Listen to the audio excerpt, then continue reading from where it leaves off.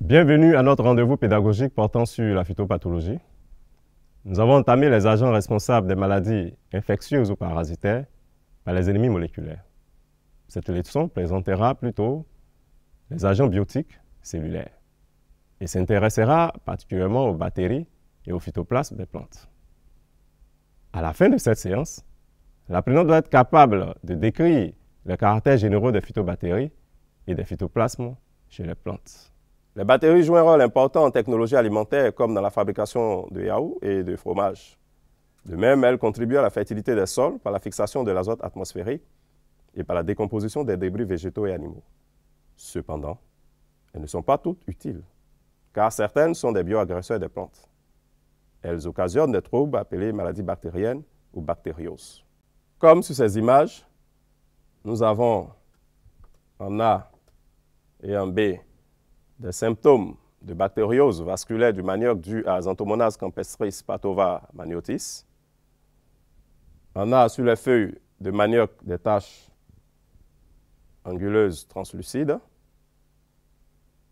En B, un dessèchement des sommets du plant de manioc. Par contre, sur la figure C, nous observons un flétrissement bactérien de la tomate dû à Ralstonia solanacerum. Qu'est-ce qu'une bactérie? Une bactérie est un micro-organisme unicellulaire appartenant au groupe des prokaryotes dont les cellules sont dépourvues de noyaux différenciés. Dans ce groupe, nous avons également les molécules dans les phytoplasmes. Concernant les phytobactéries pathogènes, elles sont toutes en forme de bâtonnet, dont le diamètre varie entre 0,4 et 0,7 micromètres et la longueur entre 1 et 4 micromètres, soit une taille 10 à 20 fois inférieure à celle d'une cellule végétale typique. Les cellules des bactéries phytopathogènes présentent les principales caractéristiques des prokaryotes.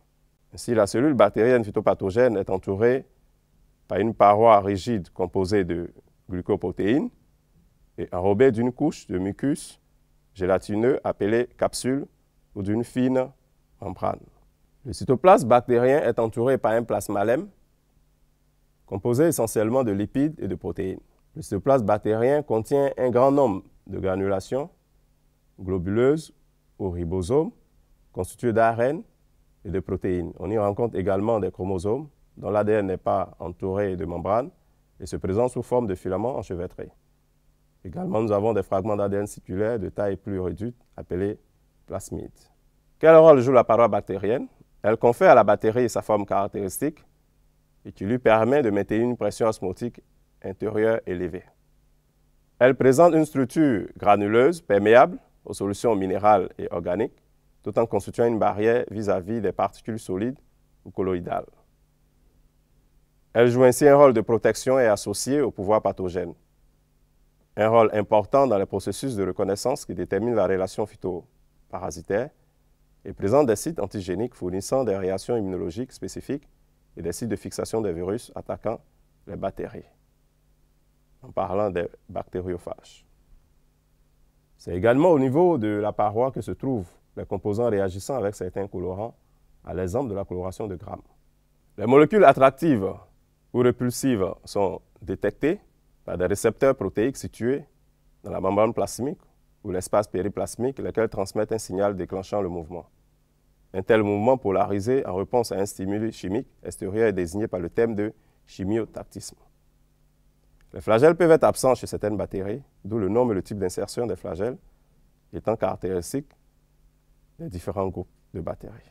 En plus des flagelles locomoteurs, certaines bactéries possèdent des appendices filamenteux appelés fémbriers et pili sexuels, qui respectivement contrôlent l'adhésivité et la charge électrique des bactéries et conditionnent les transferts génétiques lors de la conjugation bactérienne.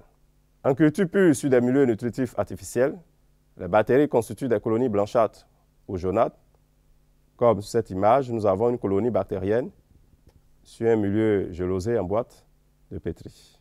Après avoir présenté les caractères généraux des bactéries, nous allons maintenant succinctement présenter les caractères généraux des phytoplasmes.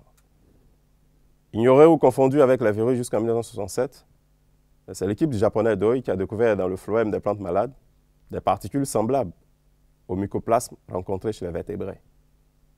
Et en 1994, le comité de taxonomie des molécules décida d'adopter l'appellation de phytoplasme à celle de mycoplasme. Les phytoplasmes sont donc des micro-organismes qui se rattachent aux bactéries, mais dépourvus de parois, donc très polymorphes. Ce sont donc des molécules n'ayant pas de forme bien définie, pouvant être sphériques, ovoïdes ou filamenteux, contenant de l'ARN et de l'ADN. Ils sont entourés par une membrane à 3 feuillets. La plupart ne sont pas cultivables in vitro, exception faite de Spiroplasma citri, qui est un phytoplasme spiralé. Ils sont insensibles à la tétracycline, mais sensibles à la pénicilline.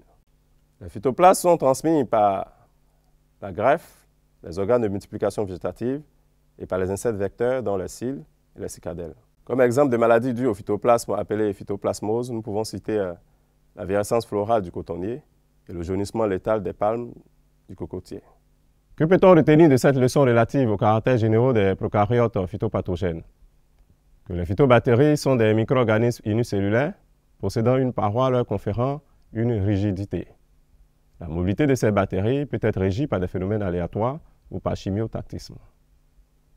Quant au phytoplasme, ils s'apparentent aux bactéries mais sont dépourvus de parois et ne sont pas en général cultivables in vitro. Dans la suite de ce cours, nous parlerons des interactions des bactéries avec les plantes et particulièrement de leur cycle parasitaire. Merci de votre attention.